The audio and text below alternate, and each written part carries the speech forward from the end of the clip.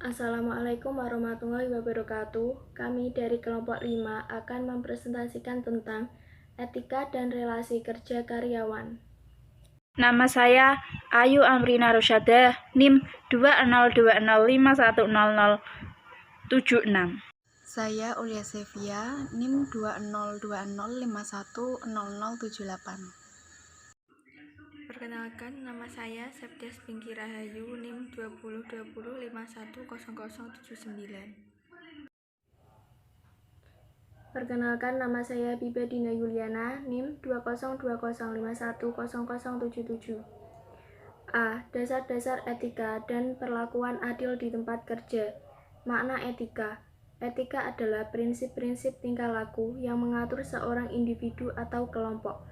Prinsip-prinsip yang digunakan orang untuk memutuskan bagaimana tingkah laku mereka seharusnya. Akan tetapi, keputusan etika tidak meliputi semua tingkah laku. Memutuskan mobil mana yang akan dibeli biasanya tidak perlu melibatkan etika. Alih-alih, keputusan etis selalu berakar dari moralitas. Moralitas berarti standar perilaku yang diterima masyarakat dan selalu melibatkan pertanyaan mendasar mengenai benar salah seperti mencuri, membunuh, dan bagaimana memperlakukan orang lain. Etika dan hukum. Sebenarnya hukum adalah pedoman yang jauh dari sempurna mengenai apa itu etika, karena sesuatu mungkin saja sah secara hukum tetapi tidak benar, atau benar tetapi tidak sah secara hukum. Misalnya, memecat seorang karyawan yang berusia 38 tahun dengan masa kerja 20 tahun tanpa alasan, atau pemberitahuan mungkin tidak etis, tetapi masih sah secara hukum. B. Faktor yang dapat membentuk perilaku etis. Kelonggaran moral. Kelonggaran moral merupakan faktor yang besar. Orang yang longgar secara moral lebih berkemungkinan melakukan hal-hal yang tidak etis tanpa merasakan tertekan. Mereka dapat berkata orang yang diperlakukan secara buruk biasanya telah melakukan sesuatu yang membuat mereka mengalaminya. Lebih berkemungkinan terlibat dalam perilaku tidak etis. Usia pekerja. Usia pekerja juga menjadi faktor penting dalam membentuk perilaku etis di tempat kerja. Sebuah survei membuktikan bahwa pekerja yang lebih tua atau senior umumnya mempunyai interpretasi yang lebih ketat mengenai standar etika dan mengambil keputusan yang lebih etis dibanding yang lebih muda. Tekanan pekerjaan. Jika orang melakukan hal-hal etis di tempat kerja hanya untuk keuntungan pribadi, mungkin dapat dipahami meskipun tidak dapat dimaafkan. Hal yang ditakutkan adalah jika seorang pekerja melakukan hal tidak etis didasari oleh tekanan dalam pekerjaannya yang membuat para pekerja melakukan hal-hal tidak seharusnya dilakukan. Tekanan dari atasan. Dalam pekerjaan sangat sulit bagi kita untuk menolak tekanan yang halus sekalipun dari atasan. Menurut sebuah laporan, tingkat perbuatan salah di tempat penurunan secara drastis ketika karyawan mengatakan penyelia mereka diberi laku etis. Penyelia sering memberi tahu anggota staf untuk melakukan apa yang diperlukan untuk mencapai hasil dan membebani secara berlebihan untuk memastikan bahwa pekerjaan mereka terselesaikan. Dari semua tindakan penyelia tersebut, tidak jarang para staf merasa terbebani dan tertekan dalam melakukan pekerjaannya, sehingga banyak yang tidak nyaman dan dalam bekerja. Kebijakan dan kode etika. Kebijakan dan kode etika adalah kekuatan luar yang dapat digunakan pemberi kerja untuk memberikan sinyal bahwa perusahaan mereka serius terhadap etika.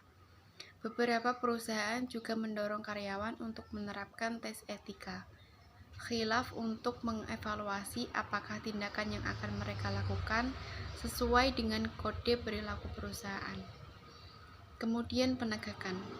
Membuat kode aturan tanpa menegakkannya merupakan hal yang sia-sia, seperti yang disimpulkan oleh sebuah studi mengenai etika. Pernyataan kuat oleh manajer dapat mengurangi risiko pelanggaran hukum dan etika oleh angkatan kerja mereka. Tetapi penegakan standar mempunyai dampak yang terbesar.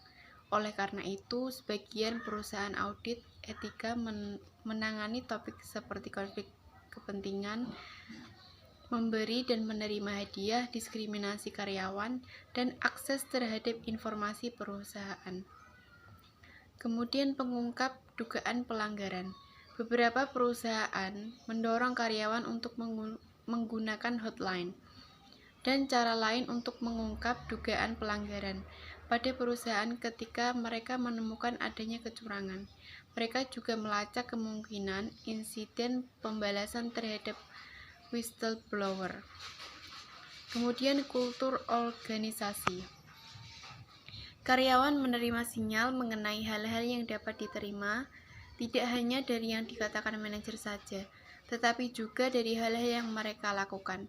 Kultur adalah nilai karakteristik, tradisi, dan perilaku yang dimiliki bersama oleh karyawan sebuah perusahaan.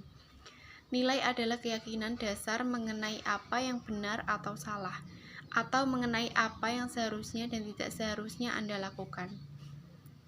Pengendalian kecurangan dapat mengurangi kecurangan dalam pekerjaan.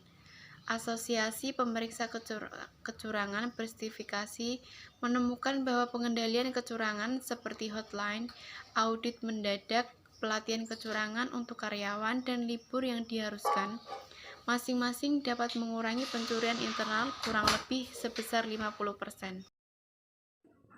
C. Relasi karyawan. Relasi karyawan atau employee relation adalah aktivitas yang melibatkan pembentukan dan pemeliharaan hubungan karyawan pemilik kerja yang berkontribusi pada produktivitas, motivasi, moral, dan pendisiplinan yang memuaskan dan untuk memelihara lingkungan kerja yang positif, produktif, dan kohesif.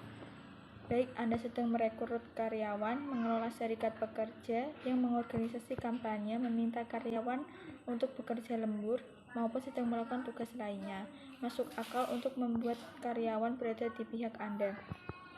Oleh karena itu, sebagian besar pemberi kerja berusaha keras untuk membangun relasi karyawan yang positif dengan asumsi logis bahwa melakukannya lebih baik daripada membangun yang negatif. Mengelola relasi karyawan biasanya merupakan tugas dari SDM dan merupakan topik yang dibahas oleh basis pengetahuan SHRM.